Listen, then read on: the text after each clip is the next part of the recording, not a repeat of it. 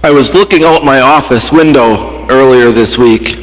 My office downtown, I'm pretty fortunate. I have an office up on the penthouse level of our building, which everywhere else in America we would refer to as the third floor. But I have this great big window that has this amazing, inspiring view of the parking lot. And on clear days, I can see all the way to the beer trucks parked on Doty Street. So I'm looking out this window, and I see down in the parking lot a black Jeep Cherokee with a parking ticket on the windshield. And I thought to myself, good. That doesn't belong to any of our staff. And we pay good money for those parking places for our employees and visitors. So I was glad that the parking authority is out doing what it does and driving around and patrolling the lots and giving tickets to cars without permits. It's clearly posted on the lot that you need a permit to park there. So I was delighted to see that. And as I was looking at that, a young man stepped out of the passenger side, the passenger door, walked around to the front of that Jeep and took the ticket off the windshield. And he didn't look angry. He didn't look indignant. He just looked defeated. His head was hung, his shoulders were stooped, and he just looked defeated. And then I saw this woman behind on the driver's side behind the steering wheel, and she was just holding her head in her hands. And then I looked closer at the vehicle. I realized this is really in rough shape. The vehicle was older than I had at first thought. It was rusted out. It was banged up. The rear door on the passenger side had a window that was stuck in the down position. And I was hoping there were no children in there with the weather we've been having. And suddenly, more than anything else in the world, I wanted to just go and pay that parking ticket for them. I thought, I don't think they can afford a $35 parking ticket.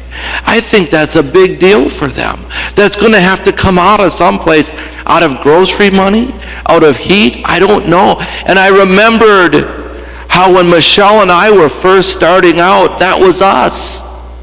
We had nothing. We were driving old cars that were really difficult to keep running. And an unexpected expense, even something as simple as a parking ticket, would cause a great deal of anxiety and stress, and it might even cause an argument and tear at the relationship. And I just wanted to go down there and take care of that for them, so I ran from my office and I raced down the stairs into the parking lot. But by the time I got there, they were gone. I had missed my chance. As I stood there in my own self-satisfied judgment, I burned off time and I missed the chance.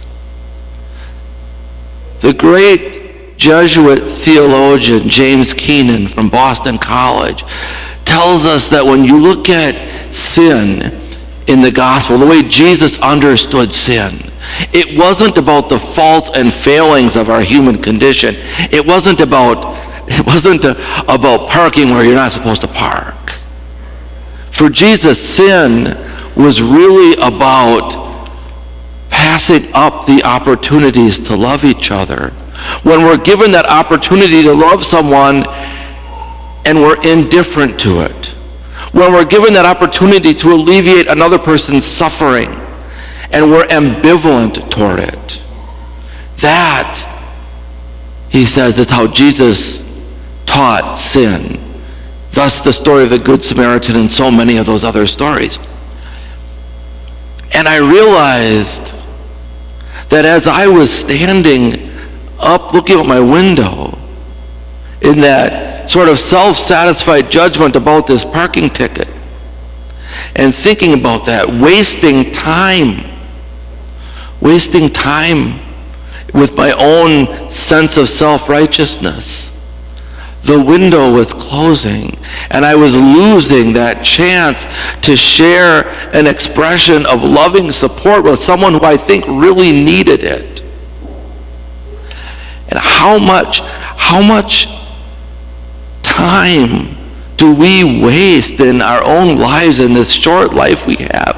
How much time do we waste with our own sense of self-righteousness?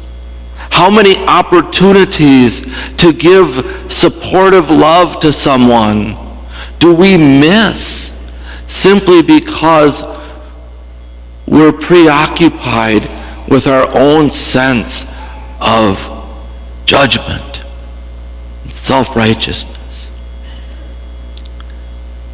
When Jesus talks, and he does so often when he talks about this age and the realm of man versus the realm of God, I think this is what he's talking about.